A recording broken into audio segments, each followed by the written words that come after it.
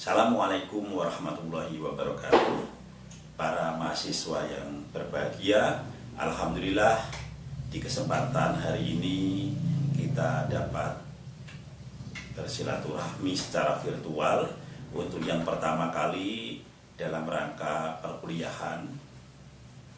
Jadi di kesempatan kali ini baru pertama kali Bapak juga ketemu, berjumpa, melihat para mahasiswa.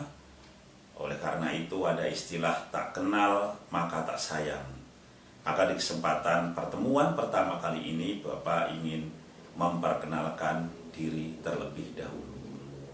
Jadi orang tua memberi nama saya singkat tetapi mengandung filosofi yang mendalam. Nama saya Barnawi. Barnawi itu berasal dari dua kata, yaitu birun dan nawa. Birun itu baik, nawa itu niat. Jadi kalau saudara dan saudari mencari orang yang niatnya baik, cari saja Pak Barnawi.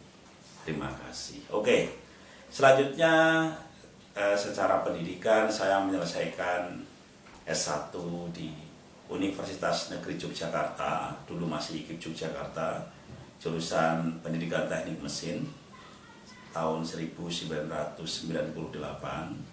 Kemudian menyelesaikan S2 di UIN Sunan Kalijaga Yogyakarta, jurusan Pemikiran Pendidikan Islam. Memang tidak linear jurusannya, dari orientasi ke teknik kemudian ke filosofi. Tetapi tidak apa, karena itu bagi saya memberikan sebuah pengalaman belajar yang menarik.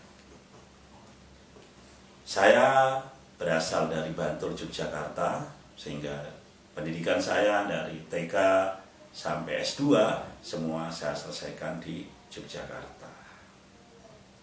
Kemudian terkait dengan hobi Bapak, ada beberapa hobi yang sejauh ini saya lakukan. Yang pertama itu adalah membaca, menjadi salah satu hobi yang terus saya lakukan. Kemudian menulis bagi saya penting. Dulu Pak Suyanto, Rektor Universitas Negeri Yogyakarta, itu membuat sebuah statement publish or perish, yang artinya kita mempublikasi atau kita binasa. Jadi kalau eksistensi kita ingin terus terjaga, maka kita harus berupaya mengaktualisasikan pemikiran kita dalam bentuk tulisan. Kalau dari sisi hiburan, Bapak suka musik, suka juga film India. Tetapi ada satu film India yang Bapak tidak suka, yaitu film India Mahabharata. Kenapa Bapak tidak suka Mahabharata? Karena gara-gara film itu Bapak di mana-mana dikira Arjuna. Luar biasa. Oke, terkait dengan perkuliahan penelitian tindakan kelas, nanti kita akan bertemu selama 16 pertemuan secara daring. Kemudian dari 16 pertemuan itu, 2 pertemuan terkait dengan kegiatan penilaian, pertemuan ke-8 terkait dengan UTS, kemudian pertemuan ke-16 terkait dengan ujian akhir semester.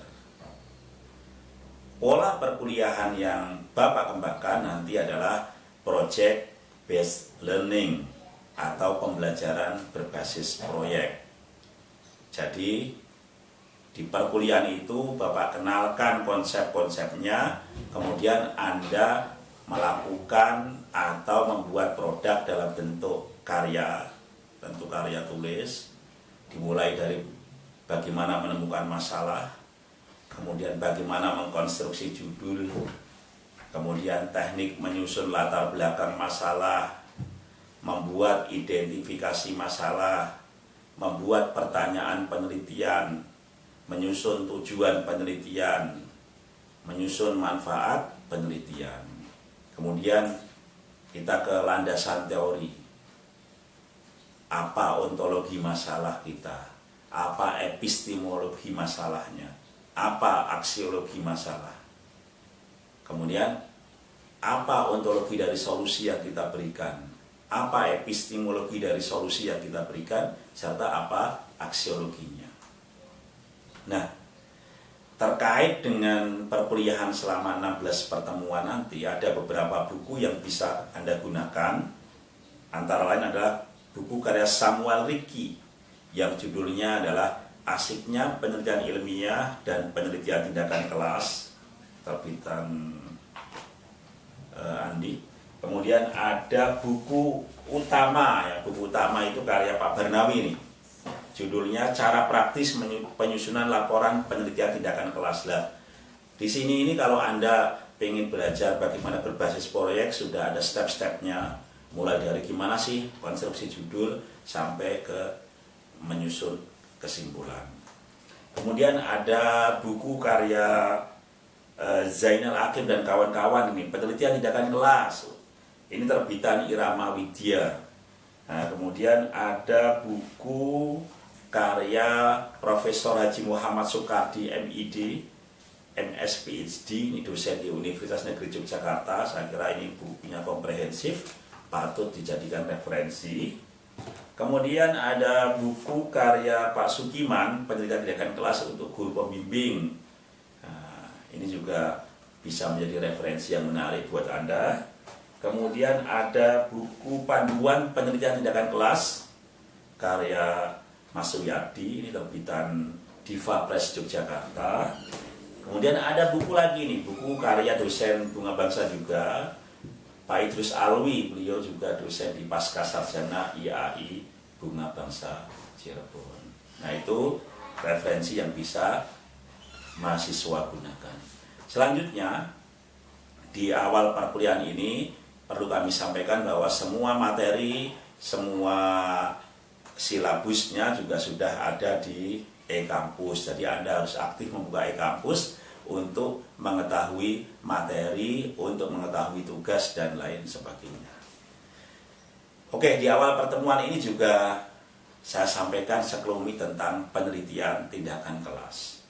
Penelitian tindakan kelas itu adalah penelitian yang dilakukan di kelas karena terjadi suatu masalah di kelas, ya, atau penelitian yang mengandung unsur tindakan yang dilaksanakan di kelas untuk memecahkan masalah.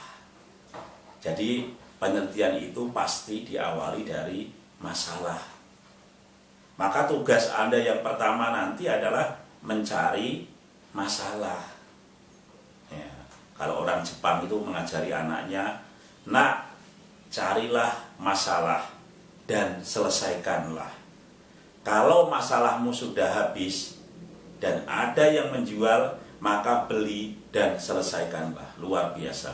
Jadi dari culture budaya orang Jepang itu memang anak-anak sejak kecil sudah didesain untuk mampu memecahkan suatu permasalahan. Lalu masalah itu apa? Masalah itu adalah kesenjangan antara harapan dengan kenyataan. Mahasiswa menyatakan cinta kepada mahasiswi. Tentu harapannya diterima. Tetapi kenyataannya ditolak. Disitulah masalah. Karena ada kesenjangan antara harapan dengan kenyataan. Masalah adalah kesenjangan antara teori dan praktik. Secara teori seperti ini, praktik dan kenyataannya seperti ini. Itu juga ada kesenjangan. Maka itu juga disebut dengan masalah. Masalah juga bisa berangkat dari budaya. Jadi secara habit budaya seperti ini kok hasilnya seperti ini. Contoh di suatu wilayah yang religius biasanya anak-anak usia 10 tahun sudah mampu membaca Al-Quran dengan bagus, dengan tartil. Kenyataannya akhir-akhir ini tidak. Lah di situ ada kesenjangan karena keluar dari pakem, keluar dari track yang sudah biasa dilakukan. Nah, itu namanya masalah. Dan dari masalah-masalah itu nanti Anda bisa mengkonstruksi judul karena Anda diminta untuk mencari solusinya. Nah, penelitian tindakan kelas prinsipnya seperti itu. Ada masalah, kemudian Anda mencari solusi. Bagaimana cara mencari solusi? Ya banyak.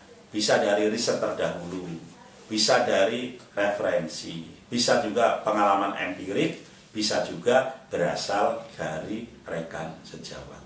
Oke, saya kira pengantar itu dulu. Nanti secara detail ada di e-kampus. Saya cukupkan sekian dengan pantun kesepian tanpa kekasih. Cukup sekian, terima kasih. Assalamualaikum warahmatullahi wabarakatuh.